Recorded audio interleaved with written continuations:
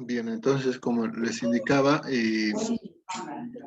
clasificación de Killing-Kimball es una clasificación que usamos y que desde luego nos ayuda a ver el porcentaje de mortalidad que puede tener el paciente de acuerdo al deterioro de la función cardíaca. Un ejemplo, KILIP-1 nos indica que el paciente está cursando con un infarto, pero no hay datos de insuficiencia cardíaca y bueno, pues la presión arterial está estable. Estos pacientes generalmente tienen un porcentaje de mortalidad del 5%.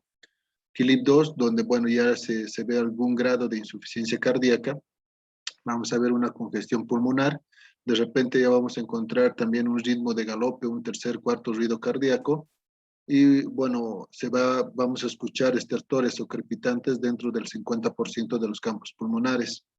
Estos tipos de pacientes generalmente ya tienen, bueno, el porcentaje de mortalidad es mayor, 50%. Un INCILIP 3, y hablamos de una insuficiencia cardíaca grave, donde vemos que existe un edema agudo pulmonar, ¿no? Ya existe un compromiso del pulmón de forma severa. También existen estertores en campos pulmonares que abarcan más del 50% y vamos a encontrar un ritmo de galope. El paciente tiene una probabilidad de muerte dentro de las 40%. El paciente lamentablemente que yo vi el día jueves estaba en un KILIP 4, donde estaba con insuficiencia cardíaca, un shock cardiogénico, piel fría, cianótico, estaba con una sudoración y en cierto sentido también había un deterioro en cuanto a lo que es la diuresis. Miren, el porcentaje de mortalidad es del 90%. Entonces, esta clasificación nos ayuda a predecir de repente el porcentaje de mortalidad que va a presentar el paciente. Entonces, ustedes lo pueden utilizar una vez que entren en contacto con este paciente porque algunos pacientes que tienen su infarto piensan que de repente la situación va a ir muy bien una vez que se le haga la intervención coronaria, pero les recalco, en el mismo procedimiento muchos pueden fallecer. Dependerá de en qué momento se haga el diagnóstico, dependerá de qué momento se haga el mismo procedimiento y bueno, pues qué conducta se ha tomado el momento de estar en contacto con el paciente, ¿no? Entonces, por lo tanto, si yo tengo un paciente con shock cardiogénico KILIP mayor a 3 a 4, no, sin dudar, prefieran siempre hacer la coronario o la intervención coronaria, ¿no? Acá no se sugiere utilizar trombolíticos porque acá el paciente que está ya en shock cardiogénico, ustedes le colocan trombolíticos, lo van a matar. Entonces no utilicen trombolíticos en estos pacientes. Siempre preferir la intervención coronaria percutánea. KILIP 3 o KILIP 4, les recalco de la clasificación que vimos, ¿no? Si tengo un paciente que tiene contraindicaciones absolutas para realizar la utilización de fibrinolíticos, por ende tengo que preferir esta, ¿no? Importante. Y por último, la presentación tardía, ¿no? Si, bueno, pues es mayor de 3 horas del inicio de los síntomas, tengo que hacer una intervención coronaria. Les recalco, ¿no? Mientras más antes utilicemos los fibrinolíticos, habrá mejor respuesta. Pero si de repente no tengo a la mano y, bueno, mi paciente está en un lugar muy alejado, que que compromete las 3 horas de evolución, entonces igual tengo que preferir hacer una intervención coronaria percutánea. Y dudas en el diagnóstico del infarto agudo de miocardio. Si yo no sé realmente si mi paciente está infartando, mejor hacer una intervención coronaria percutánea diagnóstica a utilizar fibrinolíticos, ¿no? De repente no vamos a tener una confirmación de que el paciente está infartando y ustedes le colocan los fibrinolíticos y le van a producir una hemorragia. Entonces, también existe contraindicación en este sentido. No se olvide. Bueno, esta es la clasificación que les mencioné. Este es un video que me gustaría que lo vean después. No lo puedo descargar, pero sí cuando les mande las diapositivas van a poder verlo. Pero de todas formas resume esto que vamos a ver a continuación, ¿no? Acá un ejemplo, tenemos un estudio de una intervención coronaria percutánea o una angioplastía percutánea, que es lo mismo, ¿no? Acá podemos ver que ya se ha administrado el contraste, entonces acá podemos ver muy bien la coronaria derecha, la parte proximal de la coronaria derecha, y aquí vemos, miren, la obstrucción. Prácticamente es un hilo nada más, si vemos bien, se podría decir de luz en este sector por parte de la coronaria. Y posteriormente a distal vemos que sí, se mantiene el flujo, ¿no? Entonces acá está la obstrucción. ¿Qué es lo que yo tengo que hacer ante esta situación? Primero tengo que introducir un globo para poder dilatar y recién colocar el stent. Entonces, fíjense acá, se está introduciendo el globo. Este es el globo que una vez que llegue a este sector que estaba obstruido, lo dilata y posteriormente puedo colocar el stent. Entonces, acá fíjense, este es el stent. Acá está el stent, este es el stent que se ha colocado, ¿no? Y una vez que se coloca el stent, este se va a quedar anclado en la parte interna de la coronaria, por supuesto, y miren posteriormente al implante de stent. Entonces ya se mejora el flujo. Miren este flujo al 100%, ¿no? Muy bien. Entonces con este procedimiento yo ya salvo desde luego la vida del paciente, evito complicaciones y no va a haber ninguna alteración.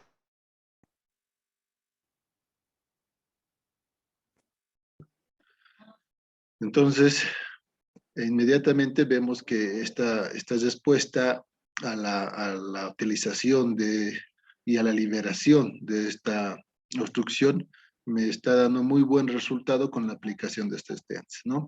El colocar el stent, estos filtros pequeñísimos, como vemos en la imagen, son de forma permanente. No necesitamos cambiar estos stents en ningún momento. Se quedan de por vida. Acá podemos verlos, este es el stent, ¿no? Este es el stent que estamos viendo. Esta es la aguja guía, que estos puntos negros que vemos es la aguja guía que nos está, que una vez que se coloque el stent se lo va a sacar desde luego, por eso ya no lo vemos en la otra imagen. Y bueno, es algo permanente. Hoy en día utilizamos stent farmacológicos. ¿A qué nos referimos? Son stent que, bueno, pues en cierto sentido van liberando un poco de fármacos que se relacionan a la composición de los trombolíticos y que evita que nuevamente se vaya a obstruir este sector. Son de gran utilidad y bueno, pues en cierto sentido también nos evita que el paciente nuevamente sufra algún problema en este sector a futuro, ¿no? Muchos piensan y dicen, bueno, pues yo ya he colocado un stent, mi paciente no se va a volver a infartar, puede volverse a infartar este paciente, de repente puede ser de otra arteria, ¿no? Acá estamos viendo que es la coronaria derecha, puede ser de la descendente anterior, puede ser de la circunfleja, puede ser de la misma coronaria izquierda, etcétera. Entonces, los pacientes a quienes se les coloca stent o que sufrieron un infarto, se quedan de por vida con un antiagregante plaquetario con una estatina. Por un año se quedan con dos antiagregantes, que son la aspirineta y el clopidogrel, y posterior al año se quita un antiagregante, de preferencia el clopidogrel, se quedan con aspirineta por la parte de los antiagregantes, y por último las estatinas, que de preferencia usamos la torvastatina, es algo que también se quedan de por vida, ¿no? Entonces son dos fármacos que siempre tenemos que indicar a estos pacientes para evitar, prevenir, ¿no? Que nuevamente sufran de un infarto. ¿Y cuáles son las complicaciones más comunes de aquellos pacientes que se infartan? Son varias las complicaciones, ¿no? Y estas complicaciones me pueden llevar a una muerte por parte del paciente. Por un lado, tenemos la presencia de arritmias, ¿no? La mayoría de los pacientes, la verdad, yo he visto que, bueno, pues presentan arritmias desde la aparición de extrasistolias ventriculares o la aparición de taquicardis ventriculares no sostenidas, hasta tener lo que es una alteración en la capa más externa del corazón, como ser el pericardio, una pericarditis, o tener en todo caso una ruptura, como podemos ver en la imagen, ¿no? De un sector de la parte del corazón. En algunos casos también se van a formar trombos, desencadenando una endocarditis, y en algunos casos, bueno, pues lamentablemente el infarto puede ser tan extenso que puede comprometer gran parte del corazón o producir dilataciones como ser aneurismas del ventrículo izquierdo, ¿no? Que sabemos muy bien que el ventrículo izquierdo es la cavidad que comúnmente más infarta por el trabajo, por el volumen, por las presiones que maneja y que, bueno, lamentablemente puede llevar a un deterioro de la función cardíaca. Y eso es lo que pasa, ¿no? Los pacientes que tienen infarto agudo de miocardios y que lamentablemente no fueron diagnosticados y progresan, tienen dos caminos. Por un lado pueden tener una muerte o por otro lado pueden llegar a una insuficiencia cardíaca. Sabemos que la insuficiencia cardíaca es un corazón que ha perdido esa capacidad de bomba, ya no se contrae bien, eh, inmediatamente puede empezar a retener volumen. El paciente, si fuese se puede caracterizar por retención de líquido, ¿no? Edema, en miembros inferiores, de repente desame pleural, una hepatomegalia, etcétera. Entonces, el paciente lamentablemente va a cursar con estas alteraciones posterior a tal vez haber tenido un infarto y que lamentablemente ha desencadenado esta situación.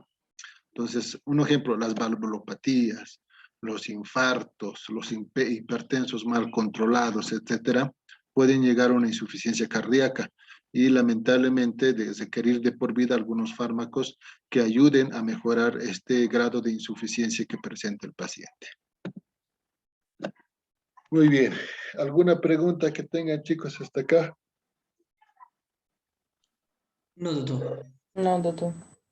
Bien, estoy tratando de ser reiterativo en cuanto a lo que son algunas cosas que son fundamentales. Ustedes como futuros colegas internos, primeramente futuros colegas, van a, desde luego, tener en algún momento el contacto con estos pacientes. Entonces, de repente sus sugerencias y de repente su orientación puede salvar incluso a algunos colegas médicos ya formados para tomar una conducta apropiada, ¿no?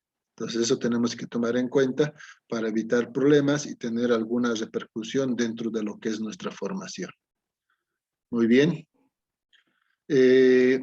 A ver, chicos, la anterior semana pregunté de las clases y me dijeron de 6:45 a 7, la mayoría, ¿no? Entonces tienen que tratar, algunos de sus compañeros me decían que tenían clases, etcétera, pero en lo posible tienen que tratar de entrar a las clases, puesto que, les recalco, el último parcial también estamos con la misma normativa de un examen final, tenemos un examen, un microparcial y una puntuación también por la asistencia a clases. Entonces, de preferencia hay que tratar de cumplir con esto. ¿Bien? Sí, este fui yo, doctor Jeffrey, que pidió a ver si lo podía hacer el lunes y martes, porque miércoles y sábado yo tengo clase 6:45 de la mañana. Entonces no iba a poder ingresar a su clase, entonces no iba a quedar cojo, sin entender su materia. Mañana no se preocupen, el día de mañana es el mismo horario, mañana también vamos a pasar al mismo horario. Es obvio que creo que la siguiente semana es el parcial, ¿no? Entonces, tenemos que en lo posible terminar Doutor, Dime. para não prejudicar nenhum dos companheiros, por que não se passa em jueves mesmo sendo feriado? No hay problema por mí, ¿no? Yo puedo pasar en jueves, depende de Porque ustedes. assim creio que ninguém sai prejudicado. Claro, eso sí, por mí no hay problema, ¿no? El detalle es que algunos, bueno, porque es feriado, etcétera, de repente no quieren pasar clases. Por mí no hay ningún problema, pasamos el jueves, porque con mi otro grupo, un ejemplo, chicos, estamos pasando jueves, ¿no? Con el anterior grupo hemos pasado jueves. Sim, é melhor que todos já Entonces, tenham esse horário. y porque al final de cuentas estamos en pandemia, ¿no? No estamos con clases virtuales, así que feriado o no feriado creo que da lo mismo, ¿no? Sí, doctor. Yo creo que sí, jueves Sí, nomás doctor. vamos a pasar la siguiente clase, jueves a las 6:45 nomás, ¿no? Para no perjudicar a nadie, y si alguien no puede por de repente es feriado, bueno, pues ya ahí ellos, ¿no? Pero Sim, al final cumpliremos el horario nomás, les recalco, es un día casi como normal, ¿no? Solamente que de repente no hay algunas actividades, nada más. Sí, doctor, jueves no sim, doutor. Ya, jueves entonces quedamos, chicos. Ya yo voy a programar para el jueves 6:45 la siguiente clase. Está Bueno, bem, ¿Listo? doutor. Muy bien, chicos, ahí quedamos. Chao, chao. chao, chao. Gracias, doctor. Tchau, tchau. Chao.